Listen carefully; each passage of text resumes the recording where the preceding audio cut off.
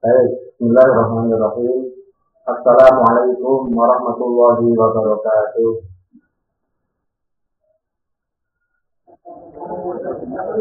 Alhamdulillahirabbil alamin wa bihi nasta'inu ala umuri dunya waddin wa ala alihi wa sahbihi ajmain amma ba'd. Yang sama-sama kita hormati Bunda Sriati yang baru minum. Alhamdulillah yang dengan sabar, dengan penuh ketulusan untuk membimbing di dalam grup ini. Ada pertanyaan dijawab, ada yang kebingungan dicarikan solusinya. Ini merupakan satu poinnya tersendiri bahwa kita mempunyai fasilitator setelah Bu Sriati yang memang tangguh, juga prinsip dan mumpuni. Saya minta tepuk tangan dulu untuk Bu Sriati. Insyaallah. Yang kedua, mohon maaf kalau pada sinkronus 1 saya tidak hadir secara fisik, tapi insya Allah saya hadir secara rohani. Karena pada tanggal 8 kemarin saya sedang menguji calon kepala madrasah dan calon pengawas madrasah di Salatiga. Maka saya tidak bisa memberikan materi. Saya sama Pak sama Bu Sriati. Karena sebelumnya juga saya ada tugas dari kata Kementerian Agama Pusat di Kendari juga. Waktu kemarin juga saya baru pulang dari Makassar. Nanti Rabu saya juga harus ke Pemalang. Maka mohon maaf kalau hari pertama kemarin saya tidak bisa hadir didampingi Bapak Ibu. Dan ada beberapa ternyata di sini yang baru ikut pertama. Saya dapat informasi dari MUI Jayatul Muqtadiin. Mudah-mudahan yang teman-teman yang baru hadir ini bisa tunggu-tunggu, kita mengikuti secara intens, secara bersama, dan mohon bahwa acara bintang ini tidak untuk main-main. Saya lihat di sini banyak yang menyembunyikan layar, mestinya tidak buka layar video semua karena kita bisa berinteraksi. Dan memang sulitnya di tatap layar itu begini nih, ada yang hanya akunnya saja, tidak open video, ditinggal kemana kita tidak tahu. Namanya tidak ya, mestinya kita harus sama-sama buka layar dan nanti secara berkala juga men-screenshot siapa yang sungguh dan siapa yang kurang bersungguh-sungguh. Tetapi memang di dalam acara semacam ini, lewat layar ini, ada banyak keterbatasan memang. Salah satunya itu tadi, tidak bisa bertatap muka secara langsung, ada yang bersembunyi di balik videonya.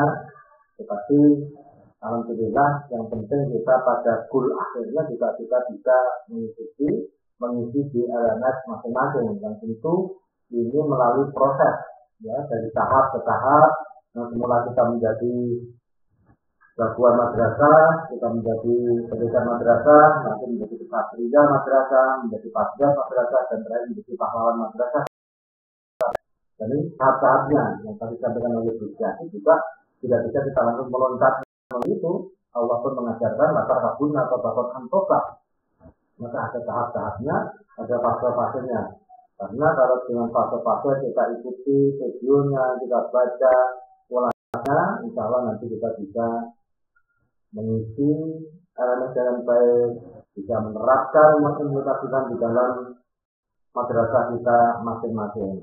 Bapak Ibu yang saya hormati, untuk acara sinkronis kedua Rombel 2 Kota Semarang ini nanti terkait masalah EDM yang kemarin juga kita disinggung oleh Bu Sriati. Nanti untuk apa saja EDM, makanya apa, siapa yang melaksanakan, untuk apa, ini sebagai refleksi saja yang Bapak Ibu soal materi pembelajaran juga untuk mengerjakannya juga ada di LMS masing-masing di sekolah ini, sekolah ini. Kemudian apa yang kita lakukan ini mendapat rahmat dari Allah SWT. Bapak Ibu memang dalam pembelajaran pada jam-jam segini ini memang kelihatan rawan Bapak Ibu ya. waktunya lapar, waktunya ngantuk, waktunya sholat zuhur, tetapi memang karena padatnya acara, karena tadi juga di rombel 1, nanti juga di rombel 3, maka mohon dimaklumi bersama bahwa waktu kita memang saling kejar mengejar. Seperti itu, izinkan saya gaji materi yang terkait dengan apa yang akan kita pelajari pada hari ini.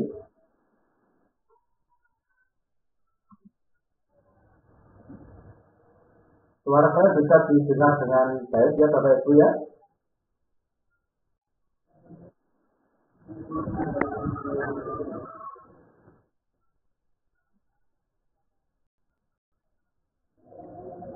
Baik, Bapak Ibu, bahwa materi kita pada siang adalah terkait dengan standar nasional pendidikan dan sistem menjamin mutu pendidikan. Kedua, terkait dengan pengertian tujuan manfaat tim pengembang madrasah dan tahapan UGM. 5, budaya mutu dalam UGM. 5, foreign UGM.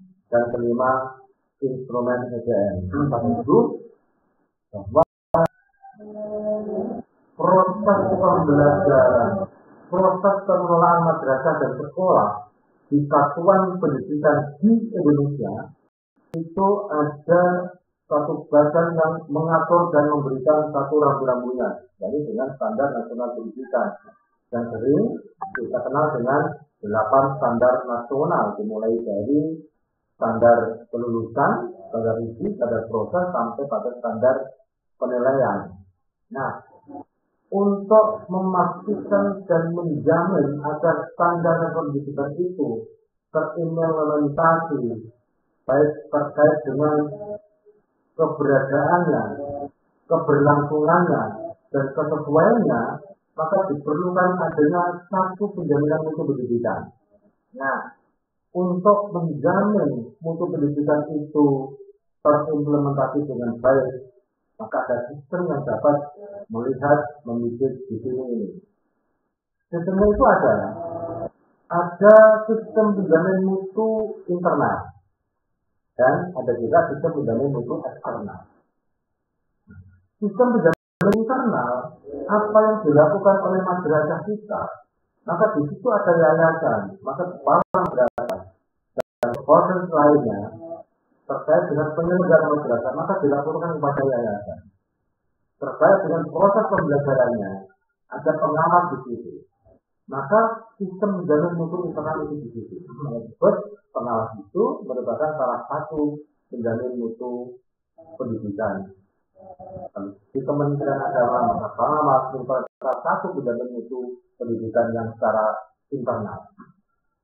Nah, oleh karena itu, maka sekarang ini di Kementerian Agama itu sudah mengeluarkan satu regulasi untuk memastikan agar pembelajaran di masyarakat itu dan menghasilkan mutu yang baik, juga menghasilkan lulusan yang baik.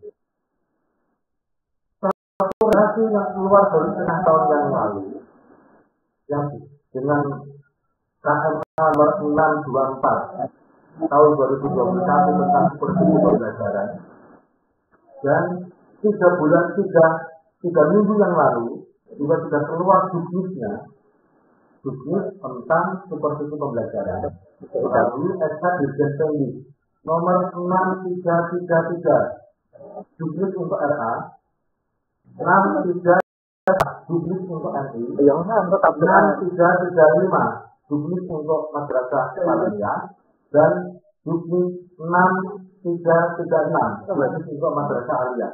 Itu untuk memastikan agar pembelajaran di madrasah itu bermutu, yang dilakukan supervisinya oleh 3 komponen, yaitu pengawas, kepala madrasah, dan guru yang ditunjuk.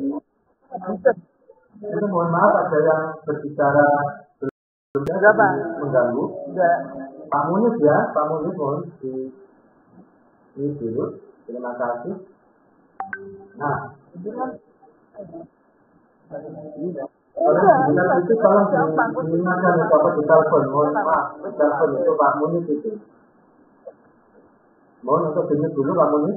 Terima kasih. Nah, di situ ada 3 komponen itu. Pengawas, kepala madrasah, dan guru yang ditunjuk. Untuk memastikan agar pembelajaran itu berlangsung dengan baik.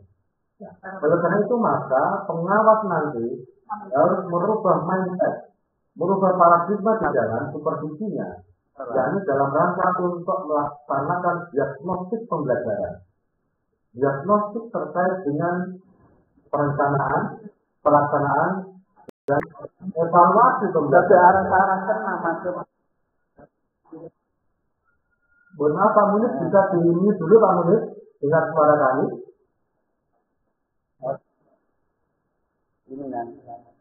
Baik, di situ sehingga nanti ada pendampingan untuk perbaikan mutu pembelajaran. Sehingga nanti pengawas tidak boleh hanya sekedar memeriksa administrasi semata-mata, ya. Tidak seperti menginvestigasi, tidak hanya untuk menilai guru, tetapi untuk mendiagnostik kekurangannya di mana, sehingga dirancang bersama guru agar pembelajarannya lebih bermutu. Ya. Sehingga nanti kalau ada pengawas misalnya, kan hanya instrumen ada sportnya, selesai tidak ada manfaatnya. Apalagi datang hanya peramah di situ, memberi motivasi saja, selesai tidak ada. Karena nanti yang dipentingkan adalah bagaimana pendampingan dan pembimbingan terhadap proses pembelajaran Bapak Ibu semua.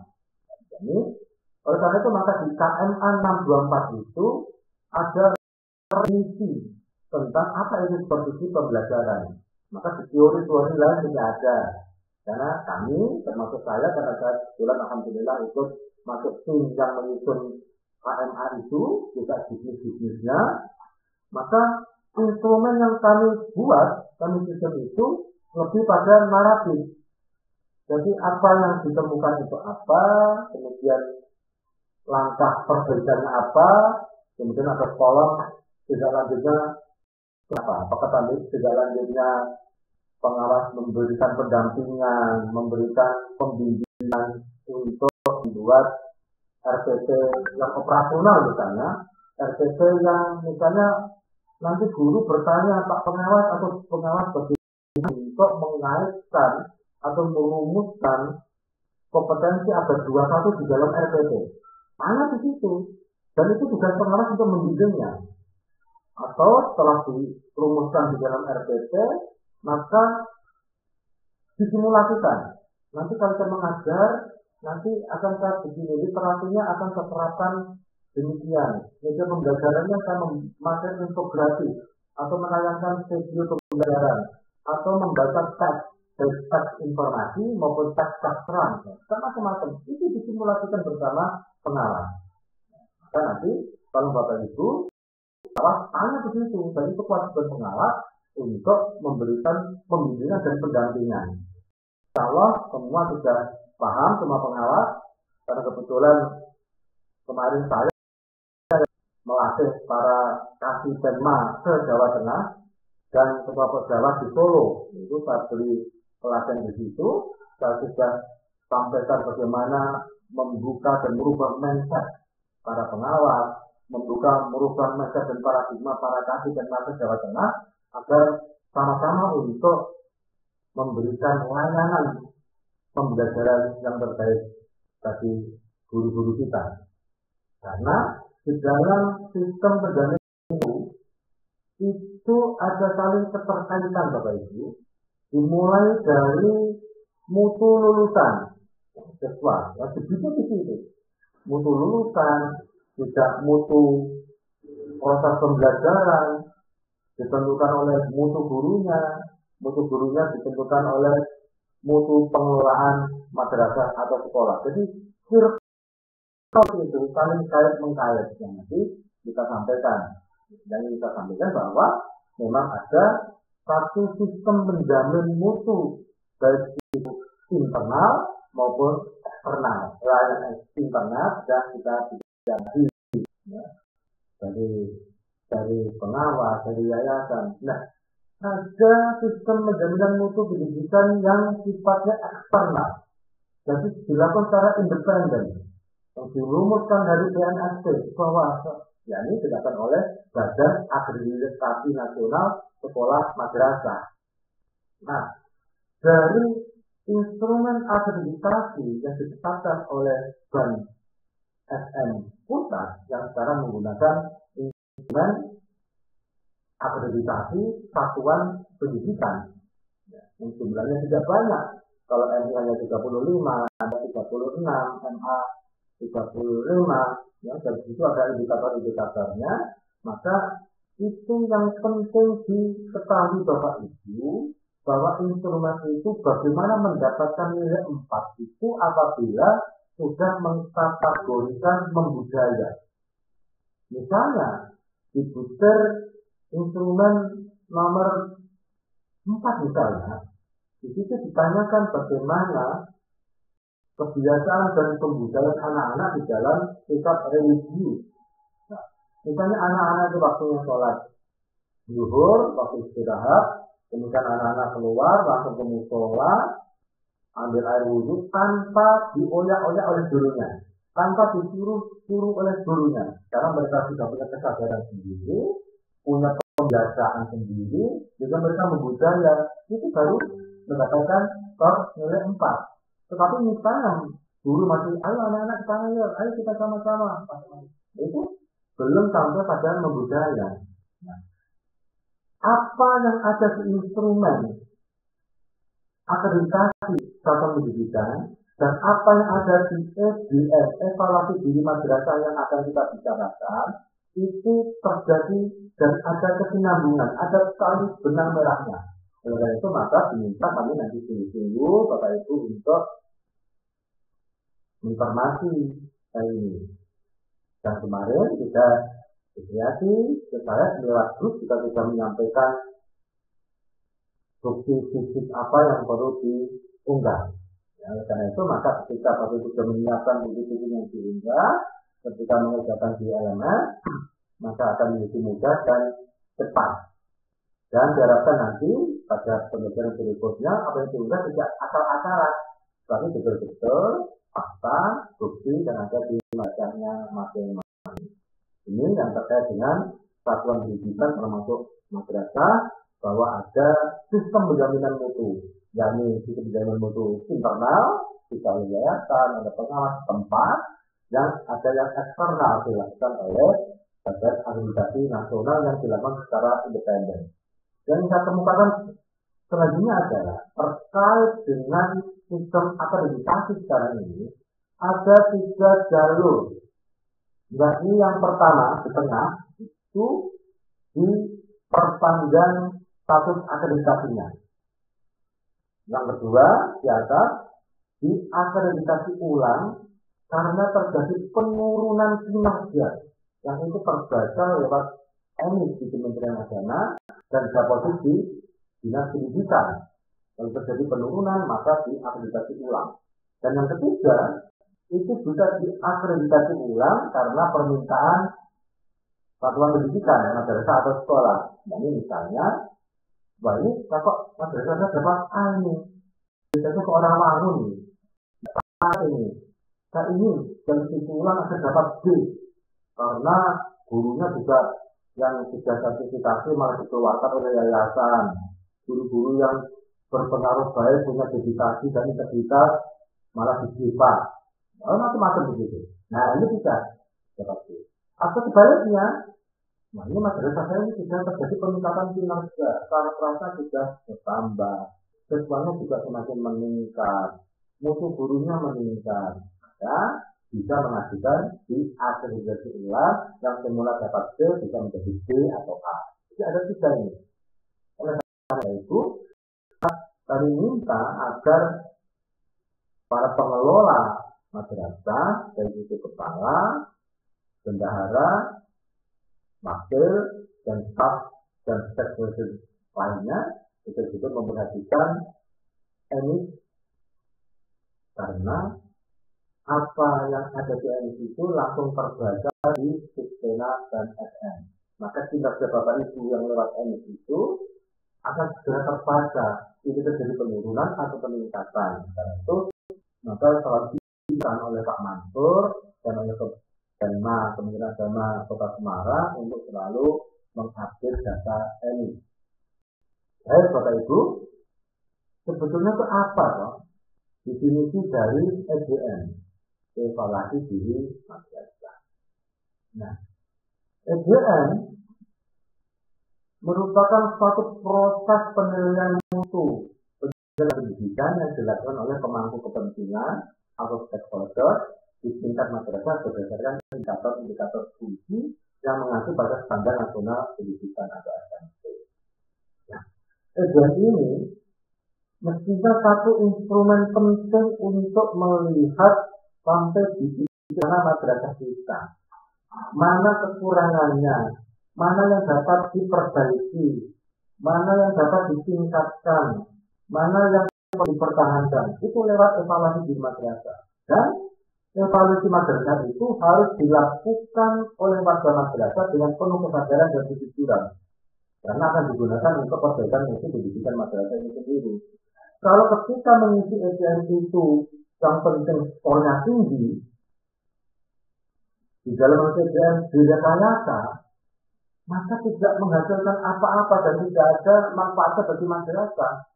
Namanya evaluasi mandiri, EDM itu evaluasi mandiri oleh madrasah dan warga madrasah untuk melihat apa kekuatannya, apa kekurangannya, apa peluangnya, apa tantangannya yang sering dikenal dengan menggunakan analisis SWOT, ya, strength, weakness, opportunity, dan threat. Maka kalau kita melakukan itu dengan penuh tanggung jawab, kesadaran dan kejujuran yang belum ada, boleh saja belum ada, belum ada, itu makin akan kelihatan skornya dan akan kelihatan mana yang perlu diperbaiki. Karena sudah saja itu oleh karena itu diminta warga madrasah, semua tidak hanya kepala madrasah, tidak hanya bendahara madrasah, tapi semua stakeholder, ya, baik guru-gurunya, teknik lainnya, siswanya, ya, yayasannya, kalau swasta, lalu komisinya, orang tua siswanya, sudah di situ. Nanti dilibatkan. Salah satu anggota TDM nanti juga ada siswanya juga kalau yang untuk MTS dan madrasah aliyah. Kalau MI belum cukup nanti kita bicarakan di belakang. Nah, oleh karena itu di dalam mengisi EDM ini perlu adanya kebersamaan dan kemauan semua pihak, dari kepala madrasah, guru, teknik, komite, siswa dan orang tua siswa untuk bersedia memperbaiki kekurangan, mempertahankan dan meningkatkan keunggulan dalam mencapai visi dan misi madrasah. Nah, oleh karena itu harus clear dulu, jelas dulu visi madrasah kita itu apa visinya. Nah, seringkali kita menuliskan visi di dalam KTSD kita, yang penting ada tulisannya, copy paste dari mana, visi. Dan sebenarnya itu apa visi yang kita tuliskan di sini. Nah, kalau di binaan saya, ketika mengajukan tanda tangan KTSD, itu yang tanyakan dulu adalah visinya. Kita tanya, ya teman-teman yang hadir di sini, ada Pak Abdul Khair, ada Bu Oyet, ada siapa lagi? Yang tanyakan pertama adalah visinya. Karena visi itu merupakan dream, mimpi. Akan saya bawa kemana ini madrasah saya? Akan kami bawa kemana pembelajaran di madrasah kami? Nah, di situ dulu visinya. Karena visi itu acuan, ya, untuk acuan, untuk rujukan kita akan kemana. Jadi tidak boleh asal-asalan, yang penting ada visinya, tapi tidak mengerti apa visi itu. Maka visi yang baik itu harus memenuhi 5 kategori musuhnya, ya, visioner, adaptif, itu ada di situ. Tidak sepele-pele di situ, tetapi menunjukkan satu visi yang ingin dituju. Oleh karena itu maka di dalam kaitan ini Kementerian Agama itu sudah memberikan peluang yang besar, Bapak Ibu, memberikan keleluasaan yang cukup untuk pengembangan madrasah. Nah, melalui KMA 184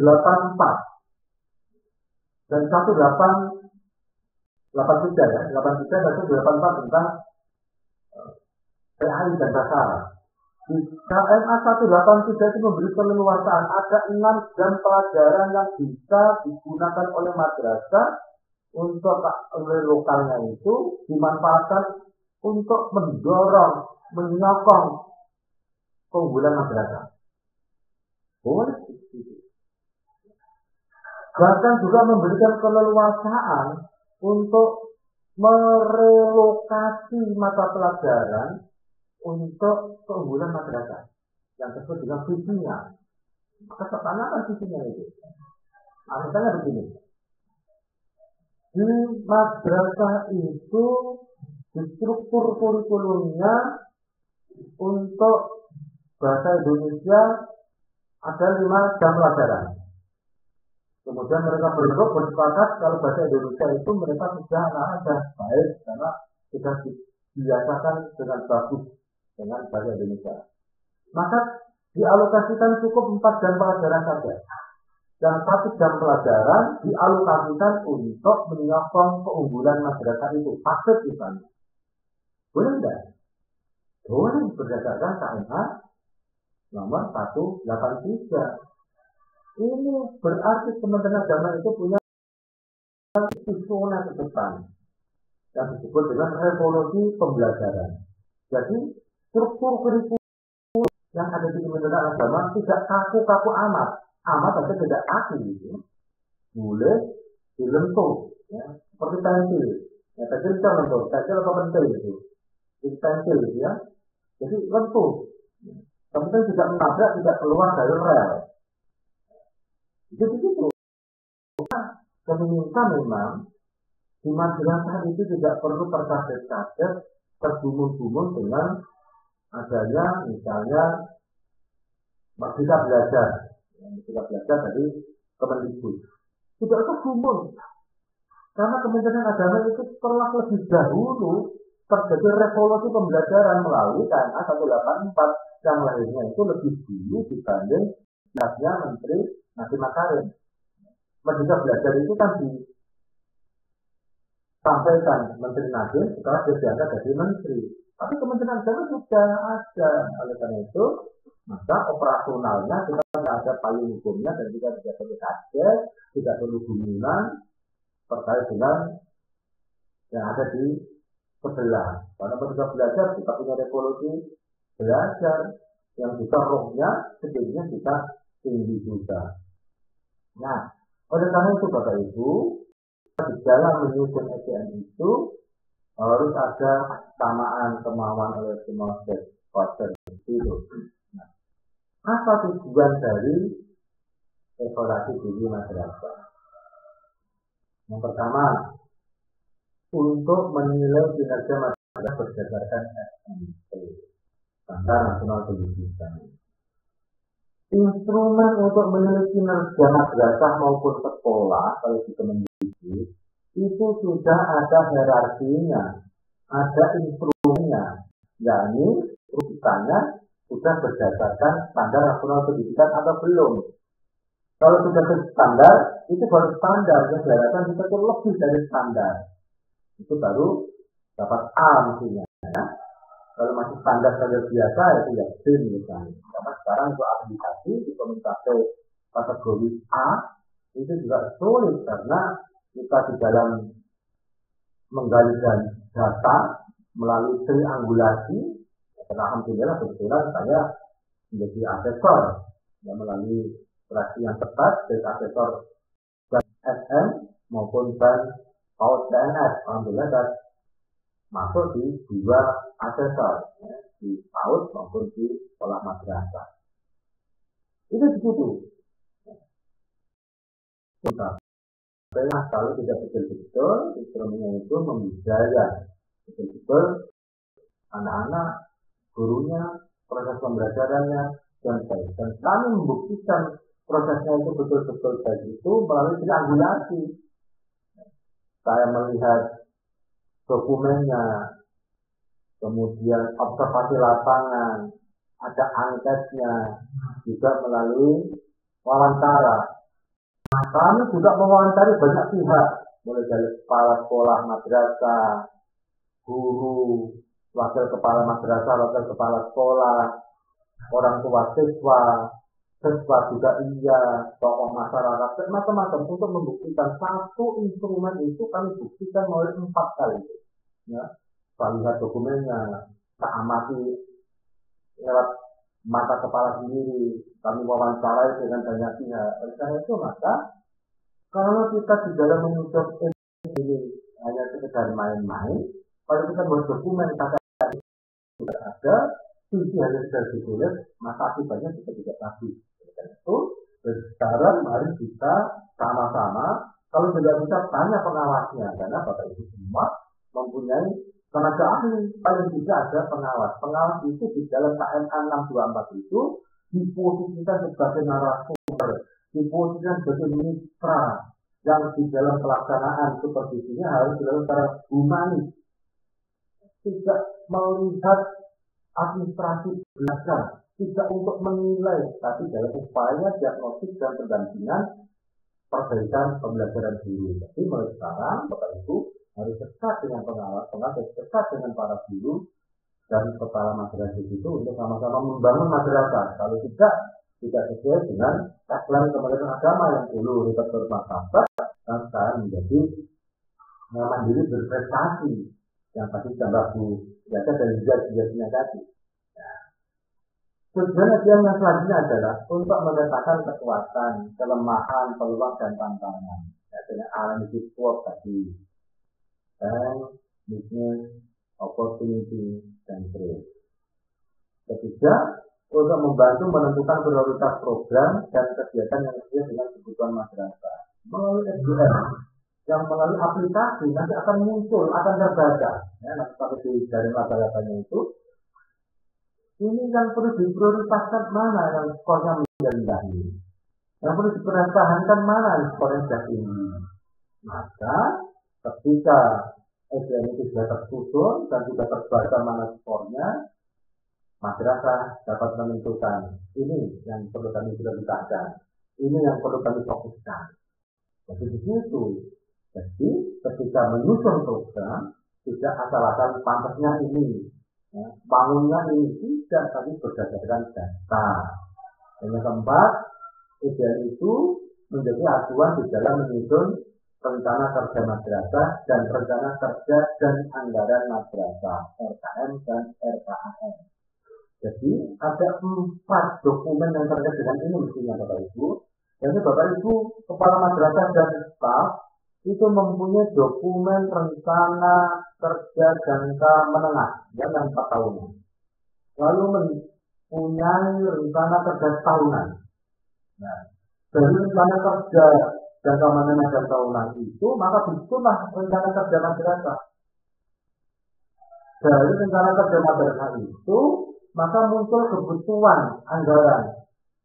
Ini yang standar Karpas ini butuh membeli ini, butuh membangun ini, butuh merenovasi ini, maka anggaran sekian, estimasinya sekian, akan selesai sekian bulan. Maka tersusunlah rencana anggaran, rencana kerja dan anggaran madrasah. Dan itu nanti melalui aplikasi. Dan diingatkan bahwa teman-teman madrasah yang sudah mengikuti BIMTEK ini di tahun 2002 wajib menggunakan RKM atau rencana kerja dan anggaran madrasah berbasis elektronik.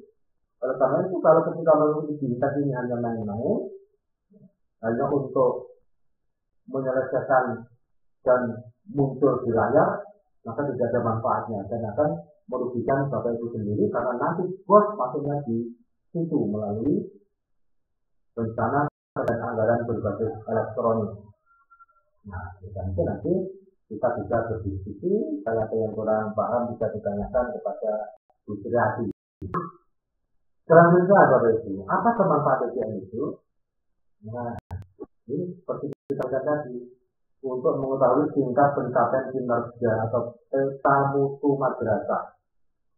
Ya, nanti setelah kita ngisi EDM akan muncul di situ.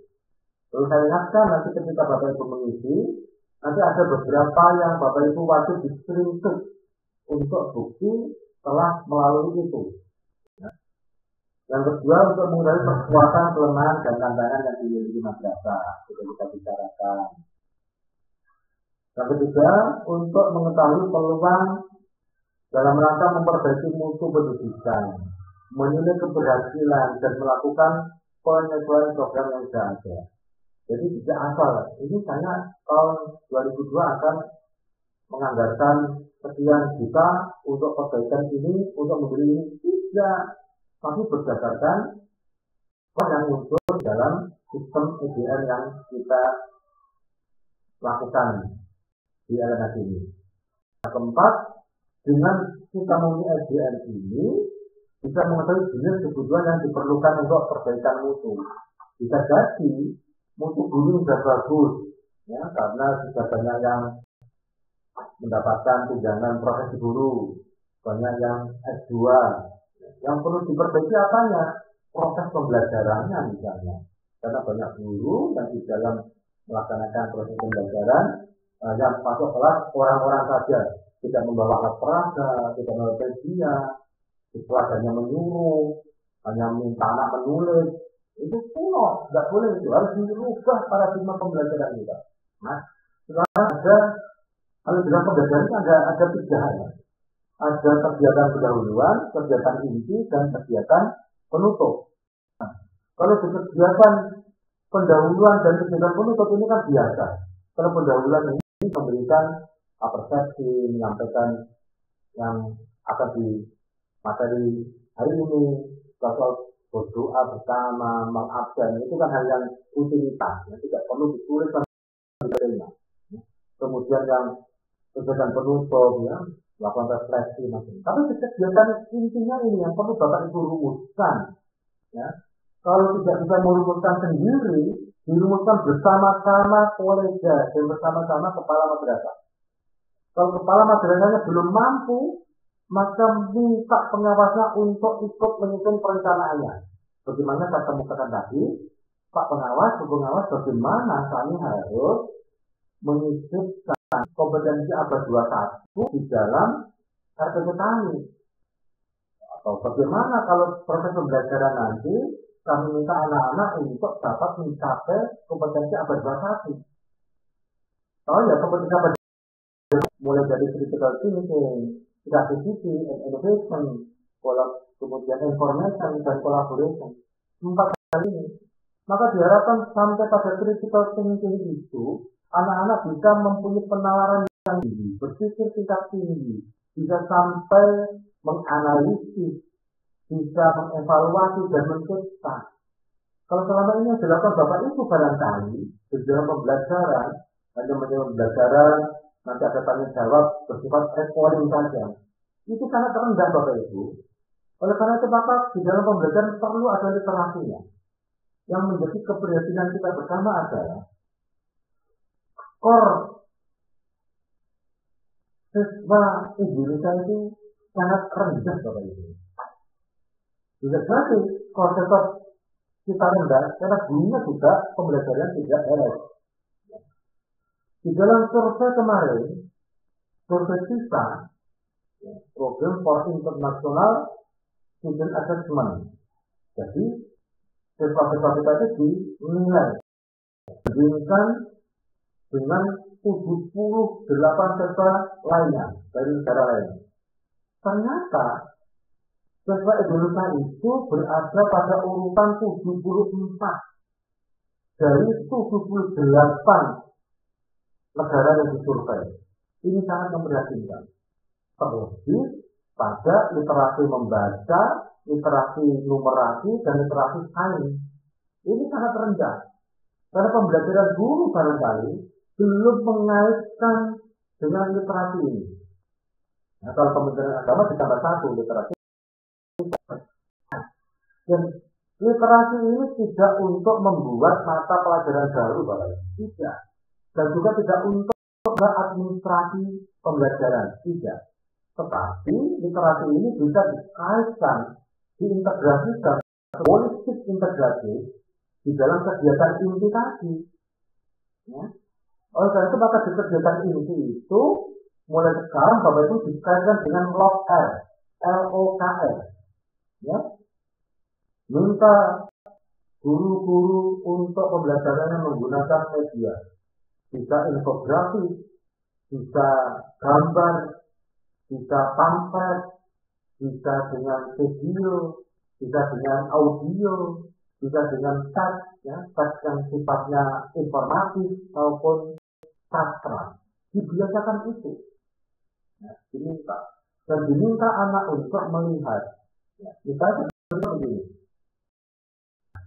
Ketika di dalam pembelajaran itu kan tentang proklamasi, Bapak Ibu sudah membawa pamflet atau gambar atau teks. Ya. Kalau anak-anak itu masih dan baru melihat bahwa itu proklamasi, proklamatornya adalah Soekarno-Hatta, tanggal 17 Agustus 45 di Jakarta. Kalau baru tahap itu, berarti itu masih sangat rendah, masih pada tingkat kemahiran perlu intervensi. Nah, yang diharapkan kita adalah kemahiran siswa itu sudah mencapai dasar, cakap, terampil, dan yang kelima sudah sampai pada perlu ruang kreasi. Sehingga ketika anak-anak itu melihat peristiwa proklamasi, dia mengerti nilai-nilai yang ada di situ ketika proklamasi, mengapa terjadi proklamasi, bagaimana proklamasi itu, dan sikap apa yang diambil ketika ada sesuatu yang seperti itu, maka itulah juga penurunan kreasi. Maka pembelajaran guru diharapkan dapat mendorong, menyongsong, dan mengimplementasikan literasi di sini. Sehingga yang kedua, ada orientasi, anak diminta untuk melihat di situ. Jadi tidak mesti guru itu yang berbicara saja, tidak, banyak bicara itu namanya. Nah, padahal yang dibutuhkan itu adalah pembelajaran berpusat pada siswa, libatkan siswa. Dan yang ketiga, ada kolaborasi. Sering-sering anak-anak itu dibuat kelompok yang berbeda, sehingga mereka bisa membaur, tidak kelompoknya itu saja. Baru yang keempat, LOKR, refleksi. Refleksi itu anak bisa mengambil nilai apa yang ada, nilai di balik dari pembelajaran Bapak Ibu guru. Sehingga dia bisa mengambil sikap apa yang dibutuhkan setelah mempelajari itu. Nah, sekarang ini dibutuhkan di situ, karena selama ini seringkali dan atau barangkali kita hanya mengajarkan anak itu hafal materi pembelajaran. Karena apa? Nah, oleh karena itu ketika ada ujian nasional waktu itu, maka ada yang disebut dengan tugas ujian. Nah, guru kelas 6, guru kelas 9, guru kelas 12, banyak upayanya dikurangkan untuk memberikan pelajaran tambahan, memberikan les, ya, menghafalkan soal, melatih menghafalkan jawaban, itu saja. Jika ketika mereka terjun pada ya, nilai 6-nya bagus, nilai ujiannya bagus, tetapi ketika untuk menyelesaikan masalahnya sendiri yang paling sederhana, dia tidak bisa, karena tidak terbiasa berliterasi, literasi baca, literasi numerasi, literasi sains, tidak terbiasa. Nah, oleh karena itu peran pembelajaran saat ini dan yang sedang dikembangkan oleh Kementerian Agama, maka di dalam pembelajarannya itu bisa mengadopsi dan mengadaptasi berbagai macam metode pembelajaran. Bagaimana saya katakan tadi, ada LOKR tadi, LOKR, ada literasinya, ada orientasinya, ada kolaborasinya, dan ada refleksinya. Itu dikaitkan, maka pembelajaran akan lebih menarik, guru tidak perlu sampai haus, karena siswa yang terlibat, ya, pembelajaran tidak hanya di dalam kelas, bisa kelas itu apa tuh kelas? Kelas itu kan klaster-klaster gitu ya, bisa di luar kelas, bisa di luar lembaga madrasah. Itu anak-anak akan lebih menarik. Ketika kami mengadakan studi, kemarin itu di Malang, itu di sana ada pojok-pojok, ya, ada kasih-kasih di situ berkumpul 5 anak, 6 anak membaca, mereka diskusi. Ternyata di Finlandia yang disebut sebagai negara dengan sistem pendidikan yang terdunia, itu juga demikian. Tidak hanya mementingkan bagaimana seragam anak-anak, tidak hanya itu, mutu pembelajaran itu yang dipentingkan. Baik, selanjutnya Bapak Ibu, sebagai bentuk perlindungan kepada pemangku kepentingan. Yang ketujuh, saya melakukan penyusun Renstra, RPJM dan RKM. Juga sebagai penyusun RKM. Saya katakan tadi, kita punya rencana jangka panjang, rencana tahunan, kemudian punya rencana kerja nasional, rencana kerja itu biaya, maka dialokasikan di dalam penyusunan RKM, rencana kerja dan anggaran masyarakat. Muncul di situ estimasinya. Kapan selesainya, anggarannya berapa, berdasarkan apa di situ. Nah, karena itu manusia sekarang Bapak Ibu bisa terbiasa dengan 5W dan 1H itu apa, di mana, kapan, bagaimana, mengapa, siapa, itu perlu. Dalam pembelajaran kalau kita menerapkan itu mudah. Tapi kalau pembelajaran itu anak-anak baru bisa mengerti tentang apa, siapa, dan kapan, itu masih rendah. Tapi kalau sudah sampai mengapa, bagaimana, bisa menganalisis, mengevaluasi, dan membuat sesuatu yang besar, itu diharapkan. Ya, itu kan pakai kelompok HOT, gitu kan? Higher Order Thinking Skill, ya, sampai dimulai dari menganalisis gitu. Nah, yang kita khawatirkan begini Bapak Ibu, gurunya itu dilatih untuk membuat soal HOT, benar? Latih itu di kelas membuat soal HOT. Yang kadang HOT itu soal HOT diartikan dengan soal yang sulit. Tidak. Tapi soal yang HOT itu yang ada pernyataannya, baru ada pertanyaannya. Ya, sehingga bisa mengkaitkan di situ. Nah, anak-anak diminta untuk mengerjakan soal HOT. Tetapi pembelajaran guru tidak HOT. Itu tidak adil namanya, tidak fair. Oleh karena itu, mulai dari EDMRK ini, dan saya sisipkan dengan apa yang saya sampaikan, mudah-mudahan pembelajaran Bapak Ibu juga HOT, higher order thinking skill, ya, menggunakan satu media, menggunakan APE, kemudian juga kita intinya juga seperti yang saya kemukakan. Tidak cukup ini saja Bapak Ibu, pengawasnya juga harus HOT, tidak hanya memeriksa saja, tidak hanya menyalahkan, tapi bisa memberi diskusi, memberi pendampingan.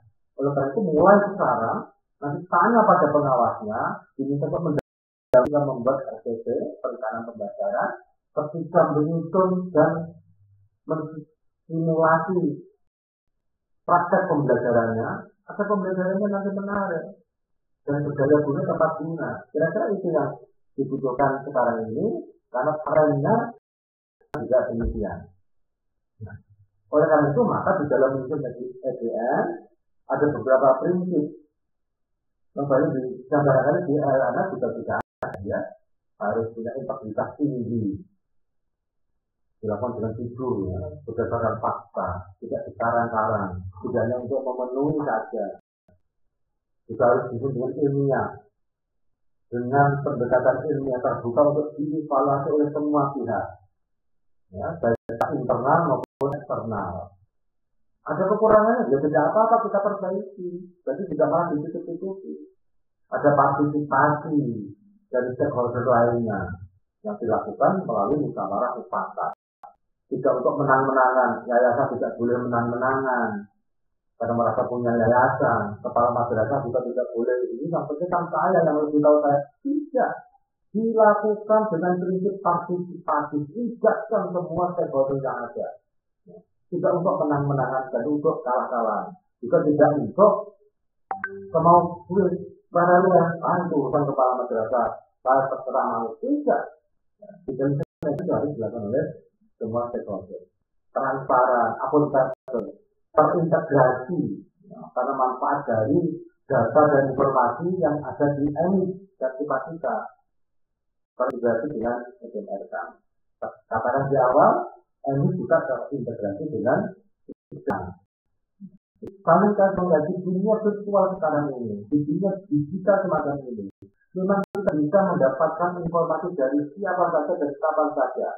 Kita bisa berselancar di mana saja. Seperti yang dilakukan Bapak Ibu, dan sampai pada pendekar masyarakat, misalnya kita bisa berselancar kita bisa berpetualang, kita bisa bereksplorasi dan atau apapun namanya. Nah, kata-kata berpetualang, berselancar, bereksplorasi, macam-macam di situ. Dan kita bisa belajar apapun melalui dunia digital. Dan tersedia apa saja, di mana saja. Hanya persoalannya sekarang adalah barangkali terkendala kuota barangkali. Guyonan di sini kita tidak punya HP, tidak punya kuota internet, tidak ada sinyal, ya. Tidak punya HP, punya kuota internet, ada sinyal, dan sudah mati. Maka sekarang ini sering kita bawa oleh anak-anak muda termasuk kita, itu adalah charger itu. Kalau charger ketinggalan, kita akan menjadi bingung, apalagi yang ketinggalan adalah HP kita. Nah, karena memang eranya sekarang itu era digital, mau tidak mau, suka tidak suka, bisa masuk di situ. Oleh karena itu, maka kepala masyarakat di dalam kaitan EDM ini wajib tahu. Karena kepala masyarakat itu mempunyai tugas dan tanggung jawab ketika meng-approve atau approval di situ, ya, menyetujui melalui sistem di situ. Nah, jangan sampai hanya diserahkan pada satu orang operator, ya operator, dia nanti punya akun bendahara, punya akun kepala madrasah, jadi yang menjaga satu orang. Tidak boleh. Oleh karena itu melalui pelatihan ini harus tunggu-tunggu katanya. Meskipun dimulai dari bingung dulu awalnya, dimulai dari terpati-pati, tidak apa-apa, yang penting kita punya niatan untuk bisa. Dan penelitian itu dilakukan secara periodik setiap tahun dan bisa direview, diperbarui kembali jika diperlukan. Bagaimana kita, meskipun KTP sudah kita tangani, tetapi kalau sudah jalan, ada sesuatu yang perlu direview saja. Yang semula itu tidak ada dana maupun sarana prasarana untuk praktis misalnya, di tengah perjalanan ada direview saja. Struktur kurikulumnya direview, tapi ada berita acaranya. Misalnya pada hari ini, Senin tanggal 12 Desember, dilakukan review macam-macam. Ada pun yang direview adalah 1, 2, 3, 4. Begitu, ada berita acaranya. Dan dilakukan secara berkelanjutan. Baik, EDM, siapa yang melaksanakan EDM? Nah, EDM itu dilakukan oleh tim penjamin mutu madrasah. Dan harus dibuatkan SK kepala madrasah. Yang kemarin, kalau melalui grup ini juga kami sampaikan contoh untuk SK tim penjamin mutu madrasah. Ya.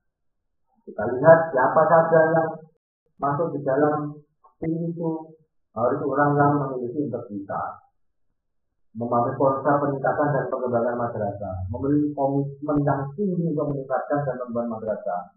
Jadi tidak asal tulis nama, cantumkan nama. Masa tidak enak dengan ini kok, Pak cantumkan saja. Tidak. Dan memang betul-betul orang di tim itu harus betul-betul orang yang punya komitmen tinggi, punya integritas, ya, untuk peningkatan madrasah masing-masing. Berapa jumlahnya? Nah, ada 8. Ya.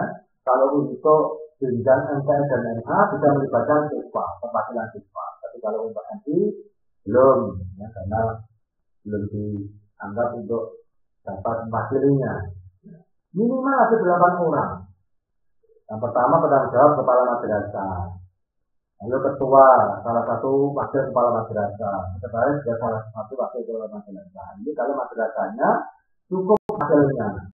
Bagaimana Pak kalau MU ini juga punya wakil kepala MU? Ya dicari aja siapa di situ, terus saja. Yang enak-enak saja, ya tidak usah takut-takut di situ. Apalagi misalnya wakil kami itu pak gurunya baru 6, itu pun termasuk kepala madrasah. Bagaimana untuk mencari 8? Nanti akan repot semua. Nah, sisi satu yang enak saja. Dan bisa melibatkan perwakilan komisi madrasah, perwakilan orang tua, dilibatkan di situ. Nah, yang di sini ini Anda kita sebut dari madrasah mencukupi. Kalau tidak, ya yang sifat fleksibel saja. Ya, betul. Selanjutnya, tugasnya apa tugasnya? Melakukan evaluasi di madrasah secara kontinu. Melaporkan hasil yang sesuai waktu yang ditetapkan. mengkoordinasikan pelaksanaan penjaminan mutu tingkat madrasah, melakukan pembinaan, pembimbingan, pendampingan, dan supervisi terhadap pelaku pendidikan madrasah, melaksanakan pemetaan mutu pendidikan berdasarkan mutu pendidikan, melakukan monitoring dan evaluasi pelaksanaan pemenuhan mutu yang telah dilakukan. Nah, di sini ini diharapkan madrasah itu tidak tergopoh-gopoh dan bingung ketika akan akreditasi saja. Nah, kalau semua sudah dikerjakan step by step, maka ketika akreditasi tidak ada yang lembur, Bapak Ibu. Tapi kalau yang sifatnya komplain, administrasi itu diunggah sebelumnya. Asesor datang itu lebih melihat pada performance, pada kinerja teman-teman semua, kinerja guru, ketika asesor melihat praktek pembelajarannya, mewawancarai kepala madrasah, mewawancarai siswa, hanya itu, dilihat kinerjanya, tidak hanya memeriksa dokumen-dokumen saja, karena sudah paradigmanya berbeda, akreditasi yang dengan instrumen akreditasi satuan pendidikan sekarang ini dengan instrumen yang lalu. Kalau instrumen yang lalu itu kan banyak sekali itu. Ya, yang SNP MTS itu kan 124, yang SDMI 113 atau berapa, yang SMA banyak lagi, yang SMK lebih banyak lagi. Sekarang lebih disederhanakan yang betul-betul dapat mendidik sampai di mana kinerja sekolah atau masyarakat itu. Nah, yang ketujuh, memberikan rekomendasi strategi pendidikan mutu berhasil monet kepada kepala madrasah. Selanjutnya, tahapannya ini perlu dicermati, ya. Sosialisasikan dulu kepada stakeholder, yayasan dikasih tahu, komite diberitahu, ya, orang tua disosialisasikan, lalu dibentuk tim pengembang, ada 8 orang tadi, dan saya minta yang sudah ikut tingkat di sini ini madrasahnya sudah membuat SK TPM yang contohnya sudah kami berikan. Bahwa ada pelatihan SDM kepada tim, ya, pengumpulan data, informasi dan bukti fisik secara jujur apa adanya apa dikumpulkan di situ tidak untuk direkayasa. Sehingga ada penentuan level per indikator, nanti dilihat diisi, diklik. Nanti gampang tidak klik itu. Tapi klik tidak asal klik, tapi berdasarkan dokumen yang dipunya. Nah, penelitian instrumen bisa secara online atau semi online. Ada persetujuan hasil kajian oleh kepala madrasah. Ini yang saya sebutkan tadi. Kepala madrasah tidak hanya menyerahkan kepada satu orang atau operator saja. Dia harus mengerti. Karena mempunyai tanggung jawab untuk persetujuan atau approval, mengapprove. Nanti di rekamnya juga demikian. Yang ke-8, pengiriman hasil penelitian PPL juga dibikin. Lanjut, kerangka berpikirnya ini karena banyak cara untuk melakukan pengukuran terhadap mutu madrasah. Bisa dengan instrumen akreditasi, raport mutu, dan instrumen PPL kami juga. Pendekatannya bisa bagaimana agar mencerminkan habit, ya, kebiasaan atau budaya madrasah. Perubahan atas kebiasaan ini yakinnya akan mempengaruhi terhadap pencapaian 8 standar nasional pendidikan. Sampai membudaya ya sebaliknya, karena akreditasi pun instrumennya bisa misalnya sampai pembudaya. Juga dengan mengukur indikator budaya, diharapkan masyarakat dapat menyusun program kegiatan untuk melakukan perubahan budaya mutu. Di sini indikator yang jumlahnya banyak, tapi memiliki daya unggul. Nah, nanti kita lihat 5 aspek budaya mutu ini. Maka 5 orang yang selain dari penanggung jawab ketua dan sekretaris, jadi ini penanggung jawab terhadap meraih aspek ini, aspek kedisiplinan, aspek pengembangan diri GTK, kemudian aspek penyiapan pelaksanaan dan penilaian proses pembelajaran guru, kemudian penyediaan sarpras guru maupun siswa, tentu juga ada sarpras, nanti ada buku, ya, buku di perpus.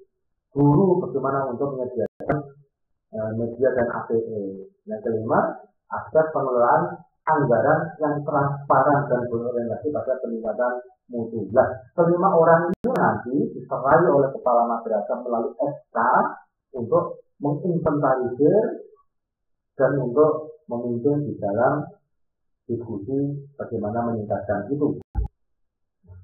Ini Bapak Ibu, 5 aspek budaya mutu itu, ya, terkait dengan kedisiplinan marga, pengembangan. Ya, kalau kedisiplinan marga terkait dengan kan ada 8 standar ini ya Bapak Ibu ya, mulai standar isi, standar kelulusan, dan standar pengelolaan. Ini terkait dengan kedisiplinan marga masyarakat. Kalau terkait dengan pengembangan guru, terkait dengan standar PTK. Penyiapan, pelaksanaan dan penilaian ada standar proses penilaian. Sarana penyediaan sarana dan prasarana dan penggunaannya terkait dengan standar sarana dan prasarana. Penyusunan, perencanaan dan pengelolaan anggaran yang baik dan transparan terkait dengan standar pembiayaan. Nah, ini instrumen jumlah indikatornya sudah ada di situ. Nanti Bapak Ibu tinggal mengisi di situ dengan bukti yang dimiliki. Bukti itu harus dilakukan secara jujur Bapak Ibu ya, karena dimaksudkan untuk perbaikan. Lanjut, ini contoh ya, bagaimana siswa yang A1 ya menunjukkan perilaku religius dan aktif dari di madrasah.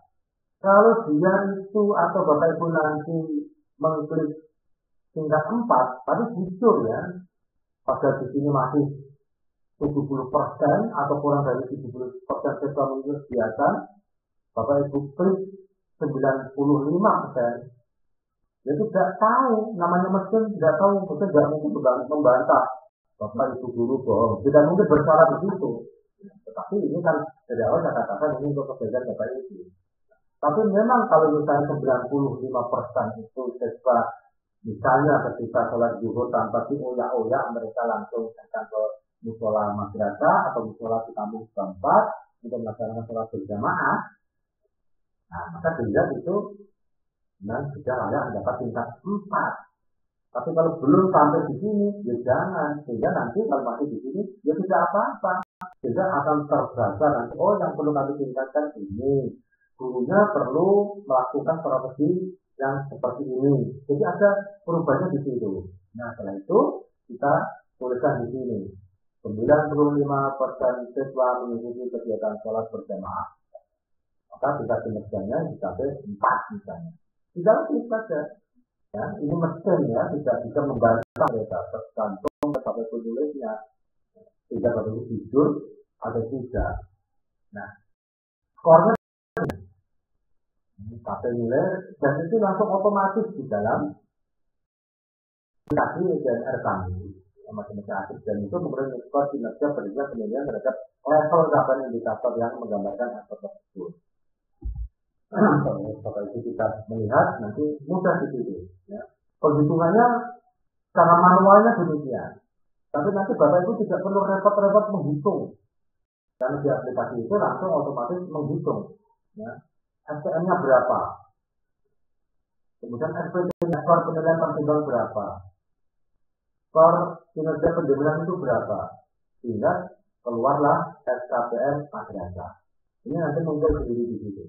Nah, kalau di situ nanti Bapak Ibu di screenshot, ya, screenshotnya di CPJS, Ctrl P, CPJS nanti dibuatkan di folder tersendiri, folder di teks Rombel 2 Kota Semarang misalnya. Nama filenya biasa diganti, nanti muncul sendiri di situ, nama filenya muncul biasa diganti-ganti. Nah, ini 5 budaya tadi, ada yang untuk aspek 1, ada 7, ya, sebut A1 sampai A7, 2B, C, D, E. Jadi ketika melihat ini nanti Bapak Ibu tidak bingung, kok ada A1, A2? Ini untuk penamaan indikator pada masing-masing aspek, gitu ya, memudahkan. Nanti yang sudah diisi mana, yang berisi mana, nanti akan terlihat pada perubahan warna yang ada. Ini juga contoh, demikian. Nanti akan muncul skor pertimbangnya. Nanti yang muncul ini nanti mohon Bapak Ibu di screenshot ya, sampai pada dari laba-labanya nanti. Itu skornya. Sebagai contoh begini Bapak Ibu, budaya madrasah kita nilainya 75. Padahal yang lainnya tinggi. Nah, ini muncul begini. Meskipun SKPM madrasah 82 yang termasuk sangat baik, karena kategori sangat baik itu adalah di atas 80, maka skor di sini, Bapak Ibu, madrasahnya sangat baik. Tetapi ternyata masih ada beberapa yang perlu ditingkatkan kinerjanya. Misalnya di kedisiplinan ini, dan skornya masih 78,1. Dan juga kadar pembiayaan ini masih di 75,0. Belum mencapai 80 lebih. Ya, karena itu maka kendati pun madrasah skornya itu lebih dari 80, dan 82, sudah berkategori sangat baik, namun masih ada beberapa aspek yang perlu ditingkatkan, yakni aspek A, kedisiplinan, dan aspek E, pembiayaan. Nanti Bapak Ibu akan muncul demikian. Tinggal diklik, muncul, nanti kalau sudah hijau berarti sudah terisi dengan benar. Kalau di sini sudah hijau, tapi ini sudah hijau semua. Tapi di sini belum berubah hijau, oh berarti belum terisi dengan benar. Itu lagi. Jadi tidak ragu-ragu, tidak bingung, ya diklik. Nanti kalau sudah hijau semua, tolong saya minta di screenshot. Jadi ada 5 screenshot yang sebagai tanda bukti bahwa itu telah menyelesaikan SBM ini. Sehingga nanti sampai pada ini bisa di screenshot, nanti mana kegiatan yang direkomendasikan akan muncul di sini. Ya. Nanti saudara mengklik, nanti di-approve oleh kepala madrasah. Itu akun-akunnya. Itu ketika nanti di LKN akan mudah terbaca. Oh, yang saya rekomendasikan apa ya? Nah, tulisan di situ. Bapak itu kita punya manualnya dan juga terkoneksi di situ. Ini nanti juga di screenshot sampai pada yang terakhir di garing laba-labanya ini. Ini nanti juga screenshot karena garing laba-laba ini sudah menggambarkan sampai di mana letak kategori madrasah Bapak Ibu berdasarkan kinerja yang telah dilakukan Bapak Ibu melalui evaluasi di madrasah. Nah, kira-kira itu Bapak Ibu yang bisa kami sampaikan di dalam pengantar terbimbing ini. Mudah-mudahan ada manfaatnya dan menambah pencerahan, bukan justru untuk membingungkan Bapak Ibu. Tapi di sini kami lihat pesertanya 21, itu dikurangi kami berdua, tadi ada Pak Mansur, dan itu berarti yang ikut itu baru 6 madrasah ini ya, ya. Ini menunjukkan kinerja dan kedisiplinan serta kebutuhan dari peserta kita yang perlu kita pompa lagi. Apakah mereka tidak tahu, apa karena tidak punya kuota barangkali tidak punya sinyal, atau karena dia menganggap hal yang remeh-temeh ini. Padahal ini merupakan satu kerja seluruh Indonesia, dan Bapak Ibu yang ada di sini madrasahnya itu terpilih menjadi sasaran. Itu mesti merupakan kehormatan. Jadi tidak boleh untuk hanya sekedar bangun-bangun. Maka kami minta yang ada di sini itu juga on kamera. Insya Allah kalau di kota Semarang itu mudah, berbeda dengan ketika kami kemarin mengisi di Kendari itu, atau dari pelayar, dari kuasa yang sinyalnya sulit, mereka dengan bersungguh-sungguh mengikutinya. Nah, kemarin di Makassar juga demikian. Kalau di kota Semarang, insya Allah kan desa-desanya kota Semarang itu masih termasuk kota di provinsi lainnya di luar Jawa. Karena itu sekali lagi mohon maaf, mari kita sungguh-sungguh di dalam mengikuti bintang ini. Sungguh-sungguhnya itu antara lain hadir tepat waktu, mengerjakan dengan panduan, kemudian ketika sinkronis di sini ini juga ada dibuka layar videonya, juga kami bisa berinteraksi. Kalau hanya akun on off video, seperti saya berbicara dengan gambar itu ya, itu namanya juga tidak sopan juga. Terlebih bahwa netizen Indonesia itu menempatkan ranking 1 paling tidak sopan di Asia Tenggara. Ya, salah satunya terkait dengan hal begini. Karena itu maka kita yang enak-enak saja di dalam mengikuti ini. Barangkali ini diskusi saya kembalikan ke diskusi. Mohon maaf. Assalamualaikum warahmatullahi wabarakatuh.